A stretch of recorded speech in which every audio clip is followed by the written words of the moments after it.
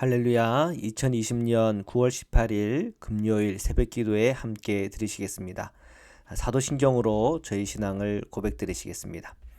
전능하사 천지를 만드신 하나님 아버지를 내가 믿사오며 그 외아들 우리 주 예수 그리스도를 믿사오니 이는 성령으로 잉태하사 동정녀 마리아에게 나시고 본디오 빌라도에게 고난을 받으사 십자가에 못 박혀 죽으시고 장사한 지 사흘 만에 죽은 자 가운데서 다시 살아나시며 하늘에 오르사 전능하신 하나님 우편에 앉아 계시다가 저리로서 산자와 죽은 자를 심판하러 오시리라.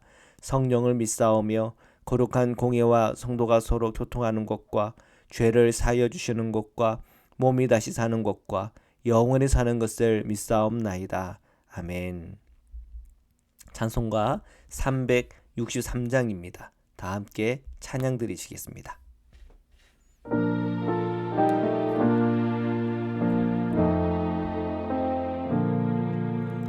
내가 깊은 곳에서 주를 불러 아뢰니 주여 나의 간구를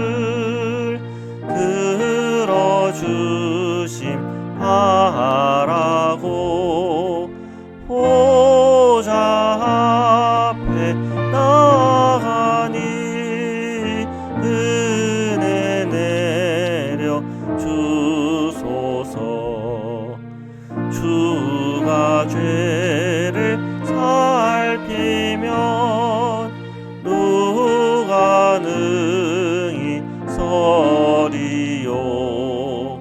오직 주만 모든 죄 용서하여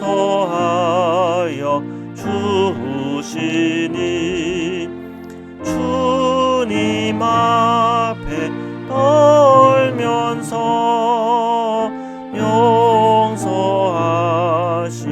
빕니다. 파수꾼이 새벽을 기다리고 바라듯 나의 영혼 주님만 간절하게 바라네. 이스라엘 백성아 주를 바라보아라. 주의 크신 은혜와 그의 능력 바라라. 주의 깊은 은총에 우리 구원 있으니 변함없는 주님만 믿고 기다릴지라. 아멘. 사랑의 주님 감사합니다. 오늘 이 새벽에 저희들을 불러주시고 함께 기도와 찬양으로 간구와 감사함으로 주님 앞에 나왔습니다. 저희들 주님의 은총 안에 저희들을 그 은총 안에 저희들이 있게 하시고 예수 그리스도의 십자가의 보혈의 피 그 은혜가 저희 모든 성도들이 심령과 마음 안에 부어지게 하소서. 오늘도 주님의 말씀 앞에 서려고 합니다. 제가 함께 말씀을 읽고 묵상하며 난 그 말씀을 듣는 중에 깨닫게 하시고 그 말씀을 통하여 영적인 지식이 쌓이게 하시고 그 말씀을 통하여 주시는 주님의 음성을 듣고 순종할 때마다 주시는 주님의 복을 저희가 다 누리도록 축복하여 주옵소서. 거룩하신 예수 그리스도의 이름으로 기도드립니다. 아멘. 네, 우리 하나님의 말씀을 함께 보시겠습니다. 예레미야서 33장 1절부터 13절 말씀입니다. 예레미야가 아직 시위대 뜰에 갇혀 있을 때에 여호와의 말씀이 그에게 두 번째로 임하니라 이르시되 주님은 여전히 옥에 있는 예레미야에게 계속 임하시고 말씀하고 계십니다. 아무리 지금 나라가 위기가 있고 또한 가정과 개인에게 위기가 와도 여전히 주님과의 관계를 바르게 맺고 있다면, 또한 주님의 말씀을 받고 있다면 그것은 축복입니다. 아무리 비극적인 순간이라고 하더라도 주님의 말씀이 있고 또한 주님의 임재 안에 있다면 우리는 주님 안에서 가장 희망적인 순간인 거죠. 가장 영적이고 가장 은혜로운 순간입니다. 눈에 보이는 형편보다도 내 지금 현재의 이 영적인 상태가 중요하다면 그러면 우리가 기쁨과 감사함으로 주님 앞에 설 수가 있는 것이지요. 지금 예레미야는 옥에 갇혀 있지만 그는 주님과 함께 있기 때문에 주님 안에서 평안한 거죠. 사도 바울도 옥에 갇혔던 시간들이 있었지 않습니까? 어떤 사람의 눈으로 볼 때는 가장 비극적이고 어렵고 힘든 순간이겠지만 영적으로는 풍성합니다. 왜요? 주님과의 관계가 잘 되어 있기 때문에 그렇죠. 2절입니다.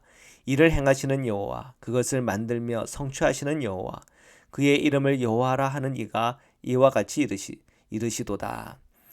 지금 주님께서 예레미야에게 말씀하시는데 주님은 어떤 분이신지, 주님은 자기를 계시하고 있습니다.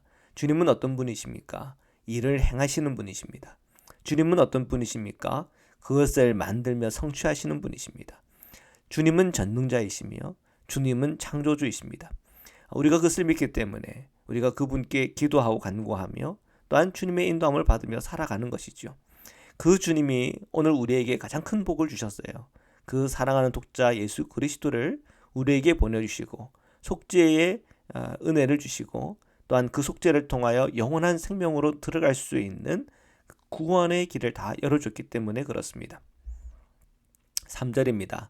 너는 내게 부르짖으라. 내가 내게 응답하겠고 내가 알지 못하는 크고 은밀한 일을 내게 보이리라. 아멘.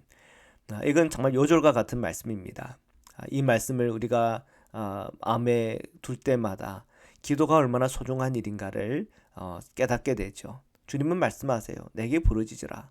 내가 응답하겠다. 내가 알지 못하는 크고 은밀한 일을 내게 보여주겠다. 자, 이것이 우리 주님의 말씀이라고 한다면, 그리고 이런 말씀을 우리에게 주시는 분이 우리가 믿는 주님이시라면 우리는 결국 기도의 삶을 살아야 하는 것입니다. 이 기도의 삶을 살아간다는 건 주님과 친밀한 관계를 맺으며 살아간다는 의미죠. 이러한 말씀이 단순히 목회자나 당시 선지자 제사장이나 오늘날 사역자나 그런 사람들만의 전유물이 아닙니다. 이것은 우리 모든 성도님들이 함께 누리는 축복이죠. 기도할 수 있는 축복. 우리가 예수 그리스도의 그 십자가의 피로 말미암아 우리가 하나님의 보좌 앞까지 나아갈 수 있는 담력을 주셨죠. 자, 그것은 오늘 우리에게 주신 기도의 복이 열렸다는 겁니다. 기도하면 주님이 들으시고 응답하시죠. 물론 응답에는 세 가지 종류가 있다고 그러지 않습니까? yes, no, 그리고 기다려라 하는 거라고 하잖아요. 그러니까 우리는 늘 기도의 삶을 살아가면서 주님의 뜻을 구해야 하는 것입니다. 4절과 5절 앞부분입니다. 이스라엘 하나님 여호와께서 말씀하시니라. 무리가 이 성읍의 가옥과 유다 왕궁을 헐어서 갈대인의 참호와 칼을 대항하여 싸우려 하였으나, 자, 바벨론에 의해서 포위된 예루살렘, 하나님의 뜻은 예레미야를 통해서 우리에게 주시는 예레미야를 통해서 주시는 뜻은 항복하는 것이 주님의 뜻이다. 그러니까 이스라엘이 그 바벨론에게 항복해야 되는 거예요. 그게 주님의 뜻이죠. 근데 유대인들은 이 바벨론, 갈대아인이 곧 바벨론이거든요. 이 바벨론을 향해서 끝까지 대항할 것이라고 하는 거예요. 주님은 사실 이렇게 나올 걸 알고 계세요. 왜 알고 계세요? 사람의 이 마음이 바뀌지 않는 걸 아시는 거거든요. 이 재앙의 때 또는 하나님께서 역사적인 종말을 주실 때는 그것이 변하지가 않아요. 벌써 하나님은 알고 있는 거예요. 그 마음이 얼마나 굳어 있는지를 알고 있는 거예요. 결국은 죄 때문에 망하는 것이고 악을 행하기 때문에 망하는 겁니다. 왜 악인인 겁니까? 악인이 되는 이유는 회개의 가능성이 전혀 없기 때문에 악인이 되는 겁니다. 하나님이 누구를 심판하는 겁니까? 회개의 가능성이 있는 사람에게 심판하는 거 아닙니다. 하나님은 회개의 가능성조차 전혀 없는 사람을 회개하는 겁니다. 그러니까 하나님은 아시는 거죠. 애굽의 그 바로가 10가지 재앙을 다 받잖아요. 그리고 그 이스라엘을 출애굽을 하잖아요. 어떤 이제 성경에 보면은 이 바로의 마음까지 하나님께서 다 그렇게 악을 행하게끔, 그다음 마음에 이 고집이 되게끔 하나님이 마치 이렇게 시키는 것처럼 이렇게 하나님께서 그렇게 만드시는 것처럼 그렇게 묘사한 부분도 있지만, 엄밀히 말하면 결국은 그 마음에 하나님의 그 어떤 그 말씀에, 또한 하나님의 그 징계에 복종하고 그 다음에 돌이키고 회복할 수 있는 그런 마음이 아닌 거죠. 그만큼 완고하고 그만큼 주님 말고 다른 것에 붙들려 있는 상태인 거죠. 그러면 결국은 이 심판이 10가지면 10가지를 다 받게 되는 겁니다. 그러나 정말 마음이 부드럽고 살갑고 회개할 수 있는 그런 마음이라 한다면 어떨까요? 10가지 재앙 중에 한 재앙만 와도 회개하고 돌이켜 완전히 주님을 붙잡게 되죠. 그러면 9가지 재앙이 옵니까? 안 오죠. 그냥 한 가지 재앙에서 끝나는 거 아닙니까?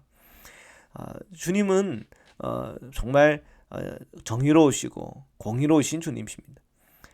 그런데 그 주님 앞에서 주님의 그 뜻을 받아들이지 못하고 주님의 그 뜻을 거절하면 그거는 더 나쁜 길로 들어가는 겁니다. 자, 왜 우리는 주님의 그 말씀을 거절하는 걸까요? 왜 우리는 자꾸 주님의 뜻에 저항하는 걸까요? 그 마음에 있는 자존심, 그 마음에 있는 두려움, 그 마음에 있는 불신 때문에 그렇습니다. 지금 이 유대인들은 항복하는 게 주님의 뜻이라고 그렇게 말씀을 하는데도 불구하고 그것을 저항하고, 그리고 예레미야는 옥에 가둬버리고 그럽니다.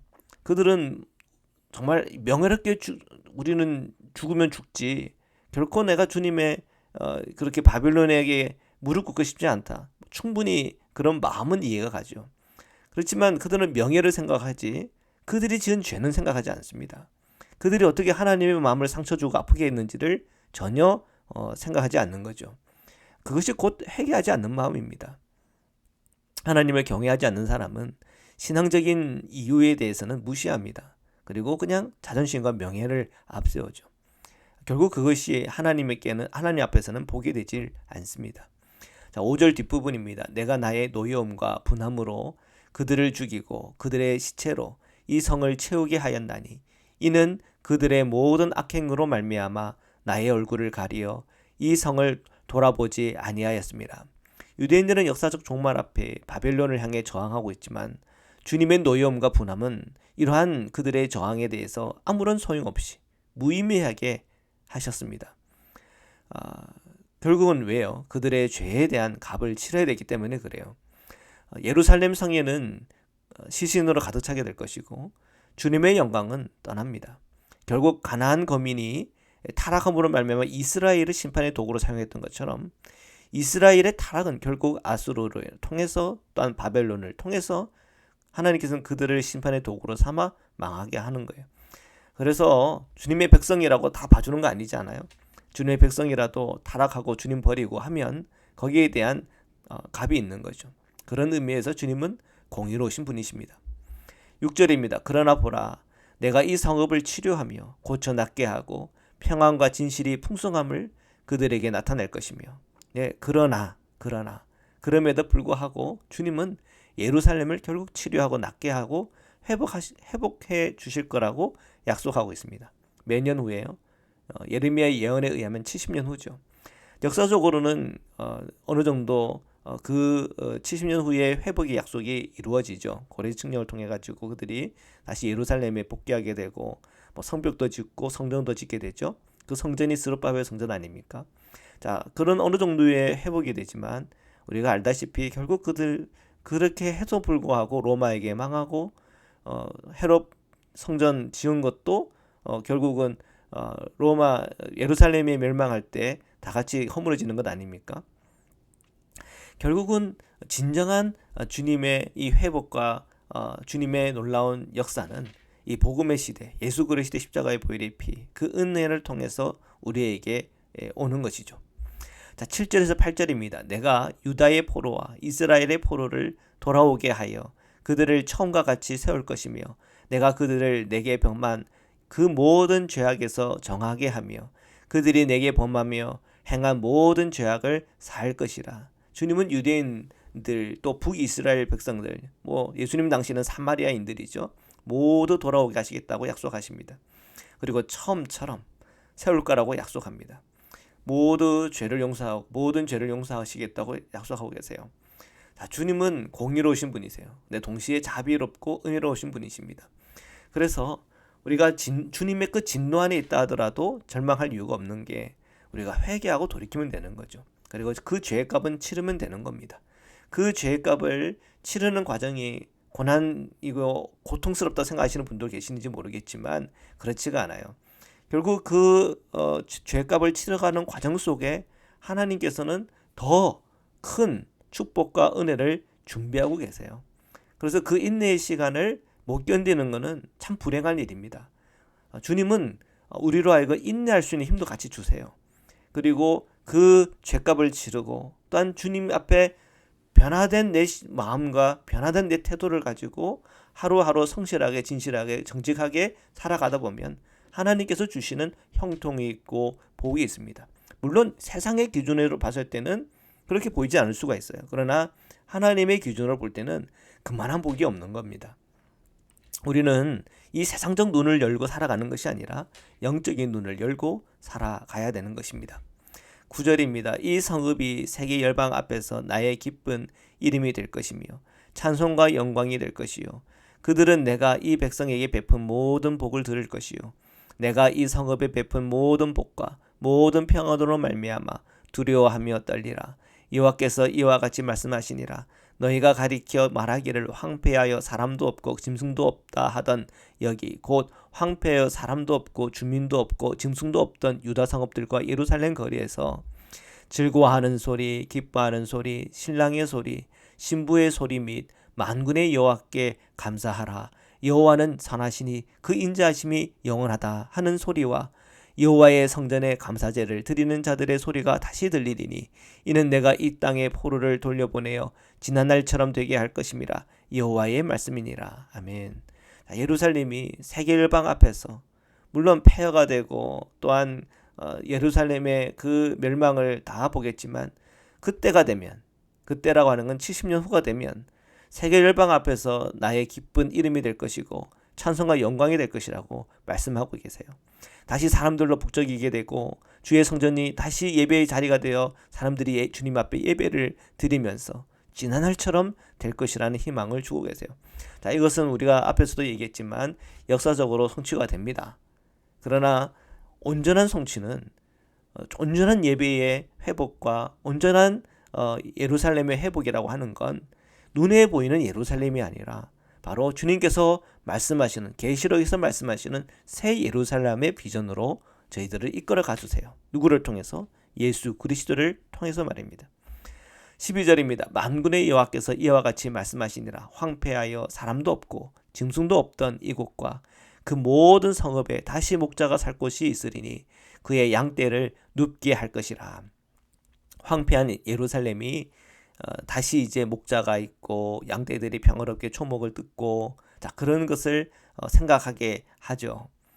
현재 지금 상황은 어떻습니까? 바벨론의 포위가 되어서 이스라엘의 역사적 종말, 유대인들의 역사적 종말 앞에 있는 바로 그런 현실의 모습이 있어요. 그러나 지금 말씀 속에서 하나님께서 예레미야에게 주시는 말씀은 그런 현재의 모습, 현실의 모습이 아니라 미래에 회복될 모습을 보여주고 있습니다. 왜 하나님은 예레미야에게 이러한 희망을 또한 이러한 비전을 보여주시는 걸까요? 70년을 견딜 수 있는 힘이 바로 이러한 희망에 있다는 겁니다. 절망, 슬픔, 고통, 아픔, 때로는 내 상황 때문에 울어야 돼요. 울 때는 울어야 되죠. 우는 것까지도 다 억지로 안 울고 하는 거면 마음에 병이 생겨요. 울어야죠. 나의 비극과 나의 지금 내 동족의 그 아픔과 고통을 바라보면서 슬픔과 탄식해야죠. 그런데 언제까지 슬퍼하고 언제까지 탄식할 거예요? 결국은 우리에게 그 현실 속에서 살아갈 때는 결국은 우리에게는 희망이 필요해요. 비전이 필요해요. 주님은 분명히 예레미야에게 희망과 소망 주세요. 근데 그 기간이 70년이지 않습니까? 내 때는 못 누려요. 근데 내 자녀들은 누릴 수가 있는 거예요. 그러면 어떻게 해야 돼요? 그런 비극과 어려움 중에 있다 할지라도 그 안에서 내가 할 수 있는 최선을 찾아야 되는 거죠. 집을 지어야 되고 땅을 기경해야 되고, 물론 잡혀가서 바벨론의 땅이 있지만 그 땅을 기경하여 곡식을 내고 열매를 맺고 그 열매를 먹고, 그리고 자녀들은 다시 결혼도 시키고, 그러면서 그 땅에서 잘 살 수 있도록, 형통하게 잘 살 수 있도록 다시 시작해야 되는 거죠. 지금 내 과거만 생각하면서 슬픔에 잠겨 있을 것이 아니라 지금 내 현실에서 해야 할 일들을 하나하나 해나가는 그런 힘이 필요한 거예요. 그 힘은 어디서 오는 겁니까? 절망에서 절대 오지 않습니다. 희망에서 오는 것이지요.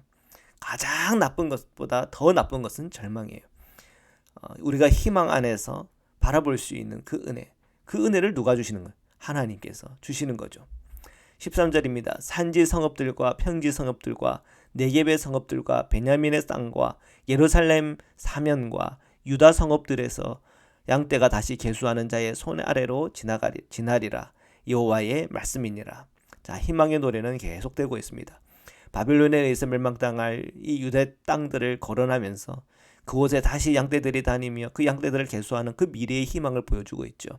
이것은 곧 예루살렘의 회복을 상상하게 하고 또한 떠올리게 합니다. 유대의 역사적인 이 종말이라고 하는 이 상황 속에서 주님은 끊임없이 회복의 비전을 예레미야를 통해서 주고 계시죠. 이것은 단순히 유대인들의 이야기일 수 있겠지만 이것은 바로 오늘 우리에게 주시는 희망이요, 주님이 예수 그리스도를 통해 우리에게 주시는 희망입니다. 주님을 통해서 우리가 알게 되는 것이, 우리가 예수님을 내 마음에 영접하고 믿을 때 하나님은 나의 아버지가 되시고, 또한 우리가 주님을 뭐라고 불러요? 아빠, 아버지라고 부를 수 있는 은혜를 주셨습니다. 우리는 주님의 자녀로서 이 땅에 살아가는, 주님의 기업이 오늘 나의 기업이 되고 주님의 복이 오늘 나의 복이 되었으며, 주님 앞에서 오늘 저와 여러분을 형통케 하시고 잘 되기를 원하시는 그 아버지의 마음으로 저와 여러분을 보고 계세요.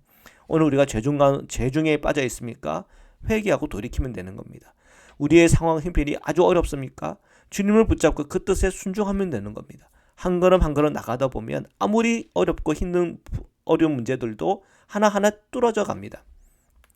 예수 그리스도는 오늘 우리의 희망이 되시고, 예수 그리스도는 오늘 영원한 생명에 대해서 눈을 열어주신 분이시고, 오늘 저희들이 살아갈 때 붙잡아야 될 그 성령께서 오늘도 우리의 심령과 마음 안에 역사하시며 강하게 역사하시며 능력 주시는 은혜이심을 우리가 다 함께 떠올리며 기억하는 가운데 오늘 하루도 승리하시고 오늘 하루의 모든 삶 가운데 주님의 복과 은총을 누리시기를 주님의 이름으로 축원합니다. 말씀으로 기도드리시겠습니다. 살아계신 하나님, 오늘 예레미야를 통해서 그 절망의 순간 속에 희망 주시는 주님을 만납니다. 하나님, 아무리 힘들고 어려운 그런 형편과 상황이라 할지라도 저희가 예수 그리스도를 붙잡고 그 은혜를 붙잡고 주님의 말씀을 붙잡고 한 걸음 한 걸음 순종할 수 있는 믿음과 은총을 허락하여 주옵소서. 코비드-19로 인해서 여러 많은 사업장들이 힘들고 어렵습니다. 이 코비드-19 때문에 우리의 삶에 여러 많은 문제들이 생기고 어렵습니다.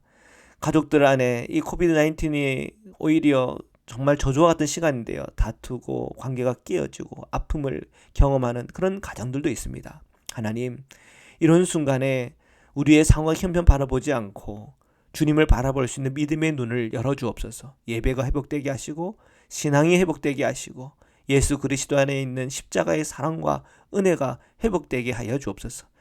회복을 통해서 우리가 사랑할 수 있는 힘을 주시고, 회복을 통해서 용서할 수 있는 힘도 주시고, 회복함을 통해서 오늘 우리에게 주어진 그 문제들을 성실하게 해결할 수 있는 능력도 허락하여 주옵소서. 하늘의 지혜를 주셔서 꼬여있고 또한 풀기 어려운 이 모든 숙제와 같은 문제들이 하나하나 실타래 풀어지듯이 풀어지는 놀라운 영적인 체험과 경험도 있게 하여 주옵소서. 오늘 저희 모든 시간 속에 주님 안에 간증이 넘쳐나게 하시고, 오늘 저희 주 모든 상황 속에 함께 하시고 축복하시는 하나님의 은혜가 모든 성도님들 위해 임하게 하여 주옵소서. 조정란 성도님을 기억하여 주옵시고, 공성령 우리 성도님을 기억하여 주시고, 오늘 우리에게 힘들고 어려운 순간을 맞이하는 우리 성도님들을 기억하여 주시사 그 모든 고통과 아픔과 병의 문제들, 치료받는 그 모든 과정 속에서도 항상 함께 하시고 축복하시고 치유하시고 역사하시는 하나님의 그 은혜가 있게 하여 주옵소서. 오늘 하루의 그 모든 시간, 모든 저희들의 삶을 주님께 의탁하며 거룩하신 예수 그리스도의 이름으로 기도드립니다. 아멘. 우리 주기도문으로 마치겠습니다. 하늘에 계신 우리 아버지여, 이름이 거룩히 여김을 받으시오며 나라에 임하옵시며 뜻이 하늘에서 이룬 것 같이 땅에서도 이루어지이다. 오늘날 우리에게 일용할 양식을 주옵시고 우리가 우리에게 죄진 자를 사하여 준 것 같이 우리의 죄를 사하여 주옵시고 우리를 시험에 들게 하지 마옵시고 다만 악에서 구하옵소서. 나라와 권세와 영광이 아버지께 영원히 있사옵나이다. 아멘.